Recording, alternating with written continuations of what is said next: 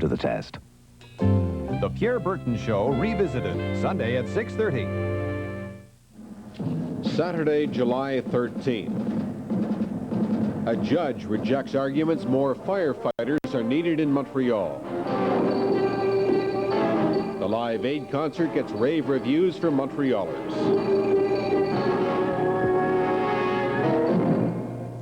Good evening, I'm Herb Luft, and this is Pulse. Dick Irvin has sports tonight, and Raj Charlebois has the Sunday weather.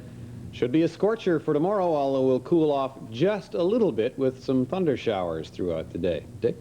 Well, they didn't quite match Live Aid, who could, but the Expos were winners tonight in Cincinnati. The Cardinals also winners tonight in St. Louis.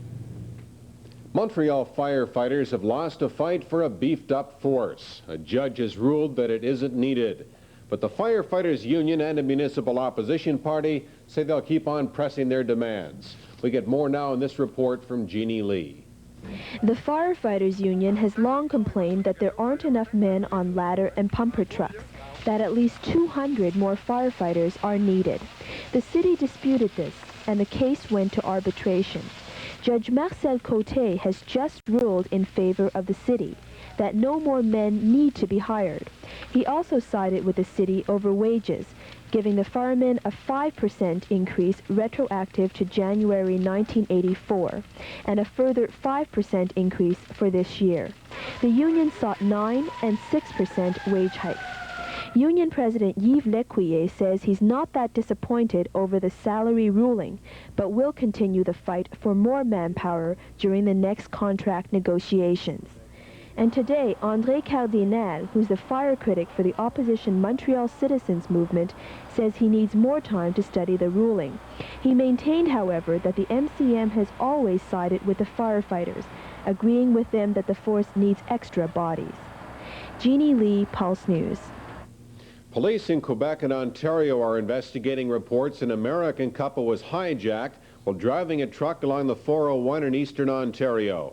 The couple says 4 French-speaking men commandeered their lobster shipment and dropped them off in Quebec. They reported the hijacking to a Quebec Police Force detachment, then later flew home to Maine. Community organizations and residents of Montreal's Little Burgundy district took action today to try to reduce tensions in the community.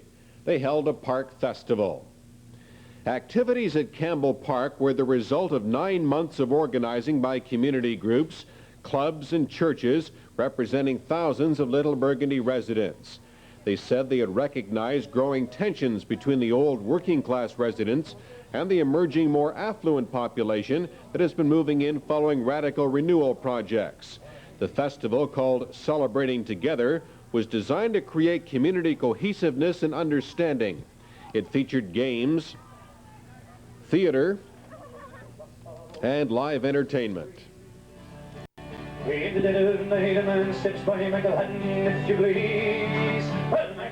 And Montrealers are among more than 1 billion people tuned in to the Live Aid rock concert for African famine relief. As Ann Lewis reports, the concert got rave reviews from Montrealers. July 13th, 1985. After today, the world may never be the same. A large part of the world turned into a huge free video jukebox today. It was a musical feast, heard and seen by over 1 billion people. The aim is to end the famine in Ethiopia. The concert seen via satellite began this morning in London, England, with hundreds of thousands attending Wembley Stadium to see a glittering series of rock greats. Later in the day, the broadcast contained live inserts from Philadelphia. Another impressive lineup took over here.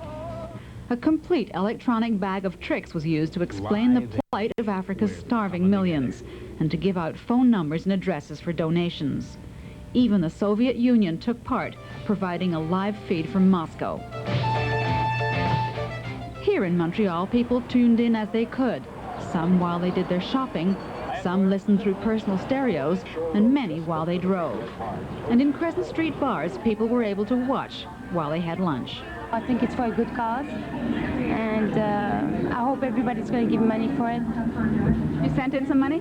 I'm going to do that soon. This accountant here on business from California agrees, but is concerned about what will happen to donations once they get to Africa. The problem is once the food gets to Ethiopia, it sits there. The distribution channels in Ethiopia is where we need most of the help, not getting it there. I think that's as much of a problem as raising money for the food itself. The Global Telethon was broadcast free by cablecasters who, for the occasion, unscrambled their pay TV channel carrying music videos. The sound was simultaneously transmitted by stereo radio. There's been a few technical mishaps, if you want, but very brief, and it's normal. This is all via satellite, and sometimes these things happen. So up to now, it's been great. You know what to do. Call in or send a donation. We're waiting because they're waiting. And Louis Pulse News. The Olympic Park has been the scene of that huge Jehovah's Witness convention for days now. Today, the attention focused on the Olympic pool, where a special step was taken by over 1,000 followers. Jeannie Lee was there. 75,000 Jehovah's Witnesses, packing the Olympic Stadium to its usually unfilled capacity. And among the thousands gathered to hear the gospel were hundreds of members who will remember this day for what it means to them individually, when they were baptized as full members of the Jehovah's Witnesses. It's a serious step for the follower. Baptism, of course, is a symbolization of our dedication to serve Jehovah God. So it is a commitment, yes. It's something that a person has to think a great deal about and search themselves and to make sure this is really what they want to do. The site for today's baptism was the Olympic pool. The candidates must go through months of Bible study. Then the elders of the local congregations have to make sure the candidates understand the scriptures and can teach Bible principles to others. Jesus said to go make disciples of people and baptizing them. So our first concern is to make a disciple. A disciple is a learner. And so when a person clearly understands what it requires and what baptism stands for, that they've dedicated their lives to serve Jehovah God. And so it's not really a ritual. It's just a progressive step in Christian maturity. It's the third time a mass baptism has been held here. Elders of the religious organization stood ready to perform the baptism, one of total immersion, which is a strong witness belief. Many religions in Christendom baptized by sprinkling water, but if you search the scriptures and you read the Bible, you'll find out that baptism has always been by total immersion. When John the Baptist did baptizing, it was a total immersion. Family and friends were on hand to witness the members make what they call an outward sign of a vow to God. Oh yes, oh yes. Now I feel that I have to run now and help others to do like I did this morning and find the truth and go for everlasting life. It's the most important step in my life, and I know that Jehovah blesses all of those that take this very important step. Jeannie Lee, Pulse News. Raccoons, rabbits, and other wildlife on the island of Montreal can be enjoyable or a nuisance, depending on your point of view. Either way, the SPCA has a new service that can help you. Here's Mitsumi Takahashi. People who live in the city are often at a loss when they come across wildlife near their homes. People are all surprised or amazed when they see a raccoon. They may have seen it for the first time the day before, but it's been there for 2 or 3 years, and it's been living there in harmony with them. And I think that in most cases, both of them can live quite well together on the same property. Louis McCann is in charge of the wildlife service at the SPCA. It's a new service created just this year. Its aim is to save orphaned wildlife or remove unwanted wildlife from people's property and relocate them back in the wild. The service even has foster homes for the birds and animals with volunteers that will take care of those found injured or too young to be released immediately. In the first month of operation, the service received some 600 phone calls from people needing help or information. A common problem is squirrels and raccoons that can get into people's attics. There's a lot of problems with the electrical wires, the insulation that's being dragged out, and not counting also the water that's seeping in through the roofs.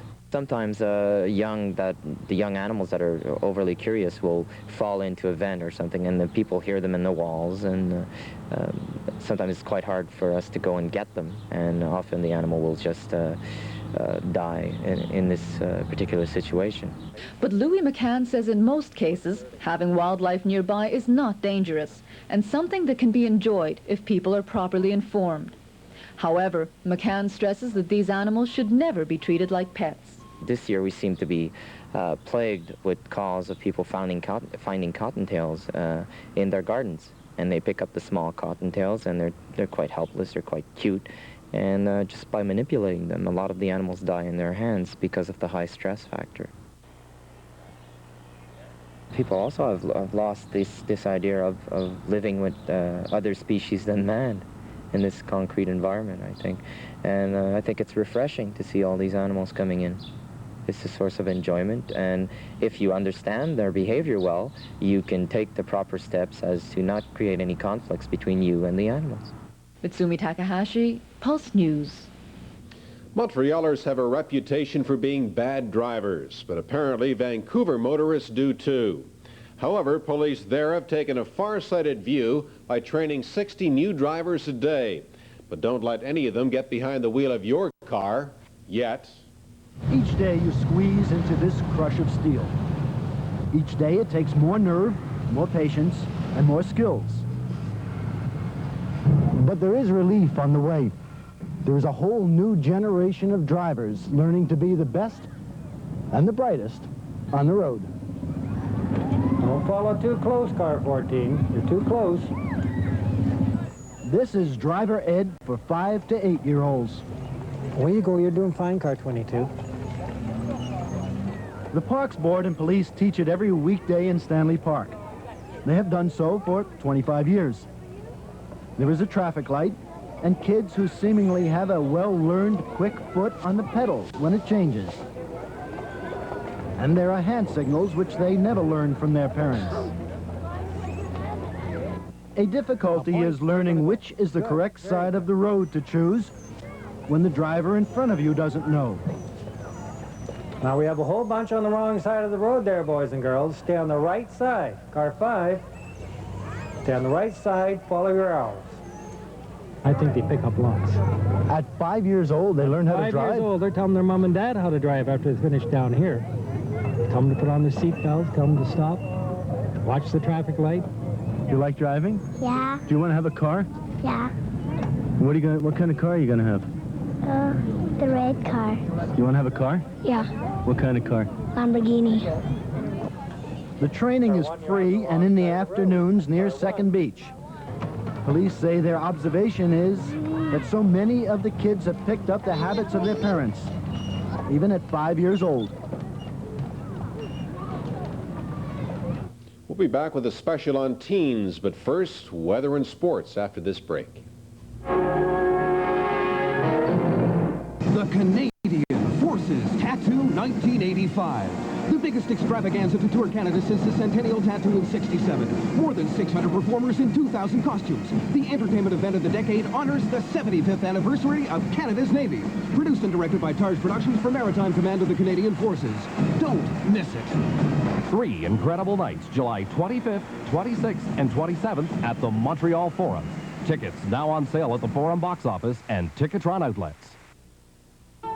Good food and friendly atmosphere are yours every time you dine at Casa Napoli, Montreal's finest Italian restaurant. There's businessmen's lunches starting at $5.50, or choose from Casa Napoli's fabulous seafood to pasta menu. On Monday, Tuesday, and Wednesday, you'll be treated to a house aperitif with your meal. There's free parking in the rear at Casa Napoli, one of Sergio Leone's favorite restaurants. Casa Napoli, 6728 Saint Laurent, just north of Saint-Zotique. Casa Napoli.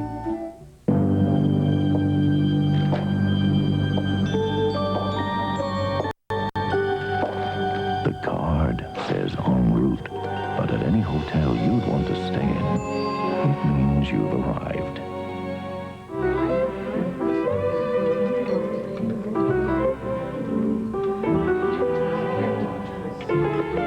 The card says en route, but at any restaurant you'd want to dine in, it means you've arrived. Kids? Remember our promise. We've got to watch what we eat, because I've got to watch those calories. It isn't easy cutting back on sweets. And you've got to watch those teeth.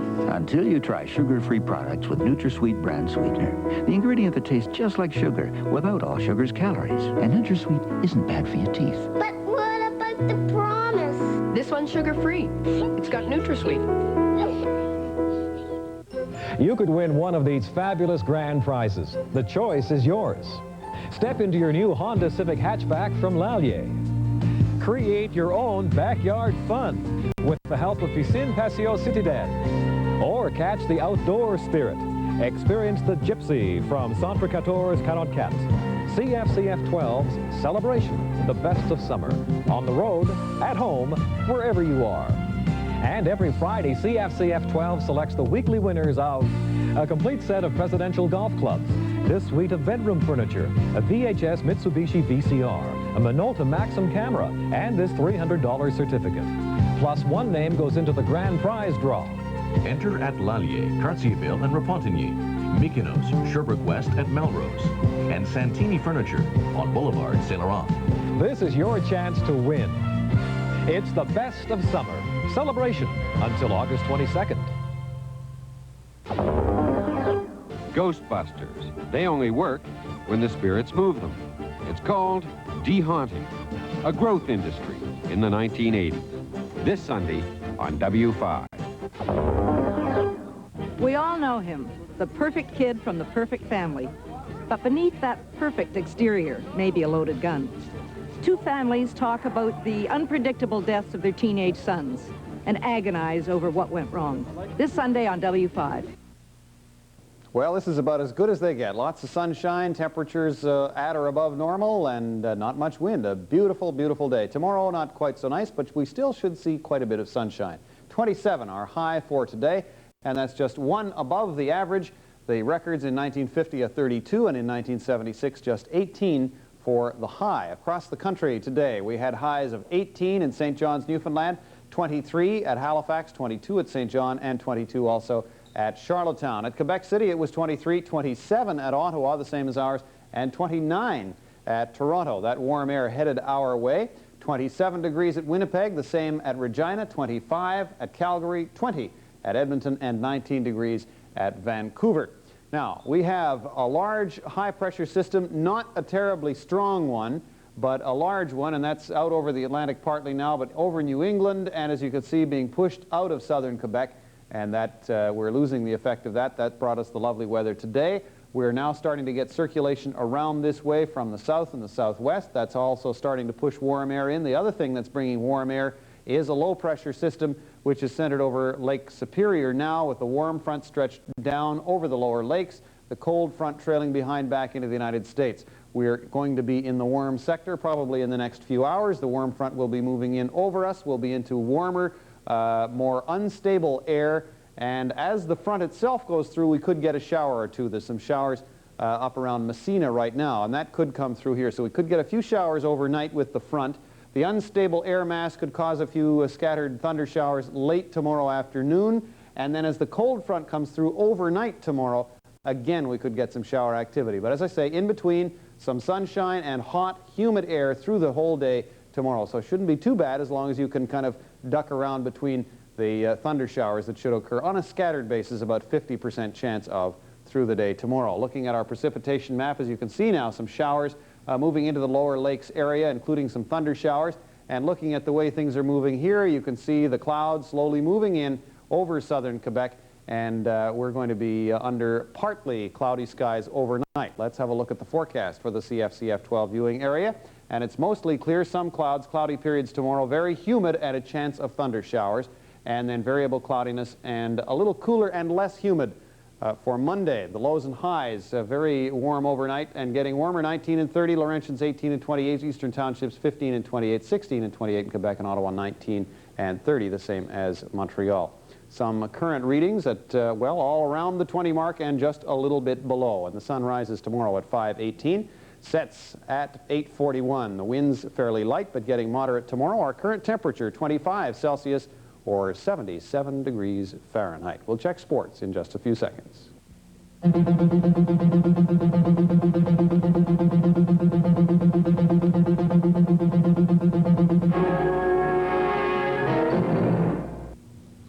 goodness, Dick, better news tonight from Cincinnati. As we hoped it would be, Herb. On the early show, the Expos got back onto a winning track this evening, a 6-3 win over the Reds at Riverfront Stadium. They built up an early lead, and a good one, and held on from then on. Last night, the Expos scored in the first inning, but lost the game. Well, tonight they scored again in the first inning, this time an unearned run and kind of a strange play. They had runners on first and second, rather. They try a double steal, and the throw goes into center field. That's Hubie Brooks sliding into second base. Vance Law was the lead man. He gets the third. Hey, keep going, says Coach Rennick. And indeed he does. And so Law scores, and the Expos have the 1-0 lead. Stayed that way until the third inning, and Hubie Brooks unloads. He drills one into the left field seats, a 3-run homer, and the Expos have a 4-0 lead. Some ugliness developed in the game, arguments, what have you, and it all started in the fifth inning. Mario Soto, the slumping starting pitcher for Cincinnati, got things going right here. Intentionally or unintentionally, hits Mike Fitzgerald. Thank goodness for those batting helmets. Naturally, they exchange words. Naturally, the other players in the dugout decide to come out on the field in case there's a fight. Baseball never lets two guys go at it all by themselves. But bad blood started here. Slow motion again, the hat right off Fitzgerald. Okay, that one kind of lingered. Now it's Jeff Reardon on the mound. The Expos leading 6-1, and Dave Parker hits a solo home run into the right field seats. So what happens in baseball oftentimes when somebody hits a home run? It's the next guy who suffers. So Reardon then threw very close to Ray Kernicki, and he was thrown out of the game by umpire Joe West. Buck Rogers comes out to argue. Fitzgerald, or Butera, rather, the catcher by now argues. Now Reardon really gets upset. And we get this rather familiar scene of a baseball player trying to get at an umpire. What would happen if they ever did get at an umpire? If everybody stood back and said, okay, he's all yours. Anyway, the last out was a strange one. Dave Concepcion, the bat breaks, he never touches the ball. And the handle's left in his hand. That's it. It was 6-3 final score. Well, checking what happened elsewhere to those near the top in the National League divisions, tonight in St. Louis, a crowd of 47,720. So the Cardinals beat San Diego 7-3. That knocked the Padres out of first place in the West Division. First time that's happened since the 7th of May. So the Expos stay 3.5 off the Cardinals' leading pace. The Mets are on their way to a win in Houston, 10-1. The 8th inning just completed in that game, so they'll remain 2.5 behind. This afternoon, the Dodgers beat the Cubs 9-1. More on that in just a moment. Elsewhere in the National League, among the group of have-nots, San Francisco downing Pittsburgh 4-1 this afternoon. Tonight, Atlanta clobbering Philadelphia 13-5. Well, those Dodgers from L.A. are certainly on a roll right now. Their win in Chicago this afternoon was their 6th straight, their 9th in their last 11. They're now in first place in their division. Today they started off with a vengeance. Chicago's starting pitcher was Larry Gurritt. The third pitch that he threw, Dave Anderson hit it for a home run into the left field seats. The Dodgers did it all ways today. A suicide squeeze in the third inning by Bob Baylor. Gurritt can't handle the ball, and the run scores. From then on, it was a laugher. Fernando Valenzuela went all the way. His 10th victory of the year. Incidentally, Bill Gullickson won tonight for the Expos. Valenzuela, a 5-hitter in that game, 9-1 Dodgers. Collision of the day. It happened at Yankee Stadium in New York. Dino Brezin hits to the wall for the Texas Rangers. The ball is bouncing around. Toby Harrah tries to score. Watch the collision as Butch Weiniger blocks the plate, makes the putout. And the Yankees won the game. Final score in that one, 3-1. Elsewhere in the American League, Oakland beat Milwaukee 2-0. Minnesota defeated Detroit tonight 6-4. The 7th straight time the Twins have beaten the Tigers. The Blue Jays could add to their lead. They're tied 1-1 with California in the 5th inning at Anaheim. Kansas City down Cleveland 5-1. The Chicago White Sox built up a 9-0 lead over the Baltimore Orioles, then had to hang on to win the game 10-8. Boston and Seattle tied in the 5th inning out in Seattle. One game in the Canadian Football League. It's going on right now at BC Place in Vancouver, where the BC Lions are hosting the Edmonton Eskimos. The game is now in the third quarter. All of the scoring in the first half. That's a third quarter score. The Lions leading the Eskimos 14-7. In golf, the PGA stop this weekend is in Williamsburg, Virginia, where Danny Edwards has the lead after 3 rounds. He's 1 stroke ahead of Mark Weeb. Lon Hinkle, the leader, at the halfway mark after rounds of 64. and 69, shot at 76 today, and he is 5 off the pace.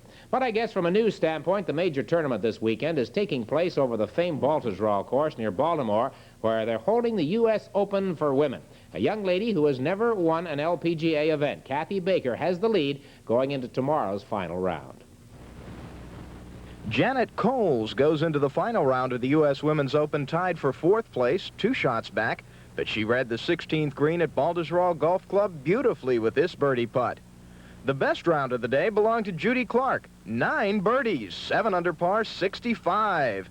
This birdie on 18, putting Judy Clark in a tie for 2nd, 1 shot off the lead. Clark is tied with 2nd round leader Nancy Lopez. Lopez shooting a 71 to fall 1 shot behind this woman, Kathy Baker. Baker here with a picture-perfect tee shot en route to a birdie 2 on the par 3 15th hole. Then Baker capping it off with this birdie putt on 18. Kathy Baker a 1-stroke lead going into the final round of the U.S. Women's Open. Mike Silverstein reporting. Cute girl, good golf swing, but how about those pants? You know, the LPGA Tour has developed more individual stars over the past few years than at any other time. And right now, the top personality is Nancy Lopez. While she will be trying tomorrow to win the U.S. Open for the first time, she's won just about everything else in the way of major championships. Nancy is a major reason that the LPGA Tour is now a multi-million-dollar business. Nancy Lopez is an 8-year veteran of the pro golf wars. Her reputation as one of the greats precedes her everywhere she plays. Greatness is expected always. But in the beginning, when Lopez struck the tour like a thunderbolt as a 21-year-old rookie, pressure was only a word. You know, at that time, there wasn't any. I was just going for everything. And now you think, well, if I don't play well, then people notice more. And if I do play well, people notice. But back then, it was just, you know, everything was just go for it, because you didn't really have anything to lose. Lopez's only teacher for years was her father, and deeply embedded more than her grooved golf game is the lesson he taught her about attitude. Her father said, above all else, play happy. Hit the ball and let it fly. But Lopez lost that special zeal for a couple of years. But now she's playing again because she likes it. I'm really having a good time, and if I don't play real well, that's okay. But I'd like to play well, of course, because I think my pride gets in the way. If I don't play well, I get really, you know, disappointed. And of course I want to play well all the time, but at least when I go out there, I don't choke myself trying to make myself play well all the time.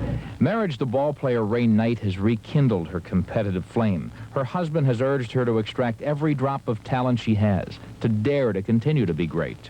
I would like to be remembered as one of the greatest golfers, yes. I'd like to be remembered also as one of the friendliest. As exceptional as her game is, equally uncommon is Lopez's demeanor. Even with it all on the line, her mental ferocity is always balanced by those laughing eyes and radiant smile. And the image is not a result of any calculated chase. I just be myself. And I don't really think about it. It just happens that way. Nancy Lopez, the most popular person and maybe the best player. But others who play as hard and sometimes as well aren't jealous, because 1, Nancy is very difficult to dislike, and 2, she's a riveting presence, good for all who play, and don't they all know it? Nancy and the rest of the LPGA Tour locally in 2 weeks' time at Beaconsfield for this year's Du Maurier Classic. There was racing this evening of Bluebonnets, seen the past few days of Grand Circuit Week. Our feature race for you tonight, the 5th on the 10-event card. Let's check the field as they head for the wire.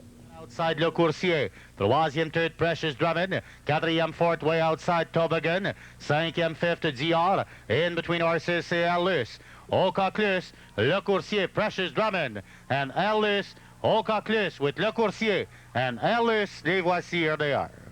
And the winner, Ococlus, 6-10 to win the trifectas tonight. The best return was in the 10th race, numbers 8, 3, and 9, $1,249.80. Back with more on Pulse in just a moment.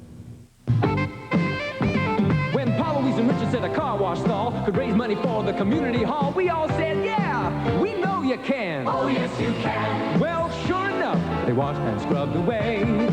As Richard said, we wash lots more cars this way. 50's the one that's right for you. Make no mistake, no beer can beat. How about that?